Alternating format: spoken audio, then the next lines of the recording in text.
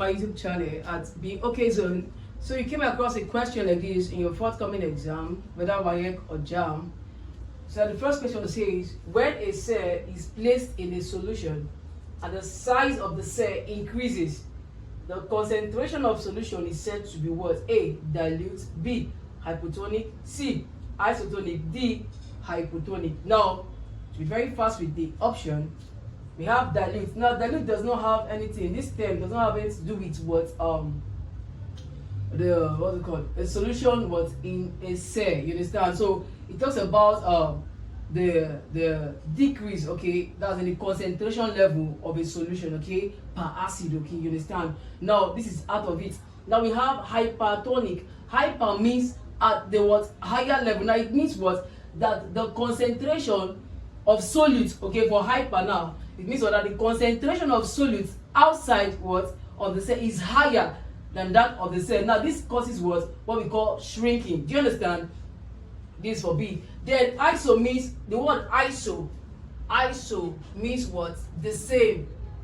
Okay, the same. So when we have the word isotonic, it means what? That the concentration of solids inside the cell is the same as what the one outside the cell. Do you understand it now? Now the word hypotonic. So hypotonic means what? That the concentration of solids outside the cell is what? Lower. Okay, for this the concentration is what? Lower outside the cell, whereas for hypotonic the concentration outside the cell is what? Higher. Do you understand? Okay, this one leads to what? Shrinking of the cell. Now take note. Now this one, the concentration of what the solid is lower than that of what the one in the cell. So this one leads to what we call what? That's now when this happens, the water moves inward through osmosis. Okay, through osmosis. Now what's osmosis? Osmosis can be defined as what? The movement of solids, okay, from a semi-permeable membrane from a region what of a higher concentration towards a region of what? Lower concentration. Now do you understand it now? So this is how it is. Okay, now through osmosis the water goes through the cell and causes what we call what's it called? Lysine. Okay, by so doing it causes what? The bursting of the cell. Okay, so when a cell is placed in a solution and the size of the cell increases, now when this happens during hypotonic reaction, the cell increases because water is now going through the cell. Now it gets to a point where it becomes what swollen, and from there it increases, then it now would burst. That's what we call lysine. Okay, it now bursts. Okay, now burst out, it just bursts. Okay, so the option here is what? Hypotonic reaction. Now the next question says, which of the following plant hormone, okay, plants have hormone, they have hormone as well, okay, is responsible for the ripening of fruit? Which of them is responsible for the ripening of fruit? A, we have the gibberellins, B, abscisic acid, C, cytokinase, D, ethylene. Now all these options are what? Plant hormones. Take note. Now this one, the first option here, A, is a hormone that plays role in what? Stem elongation. Okay, things play what? Role what? In stem elongation,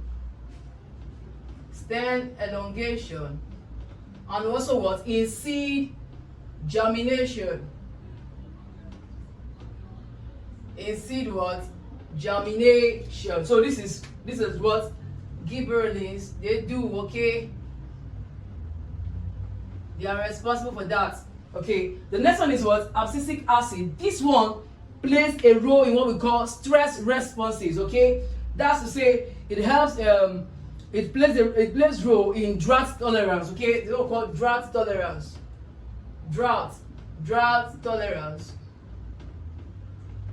and also in what? Stomata closure. Okay, so that is for what? The abscisic acid.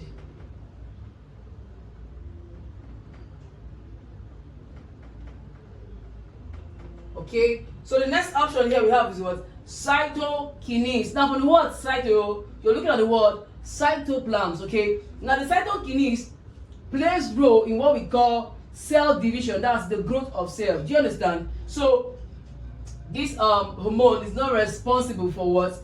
Ripening of fruits. And also with this hormone, it helps to what? Maintain what we call senescence in leaf. Okay, that's leaf fall, leaf fall, leaf fall. Okay, so this is what the cytokinase does. It is responsible for cell division and growth, you understand, in plants, and it's not responsible for what? The ripening of fruit. Now ethylene itself is an answer, because ethylene is a what? Gas hormone.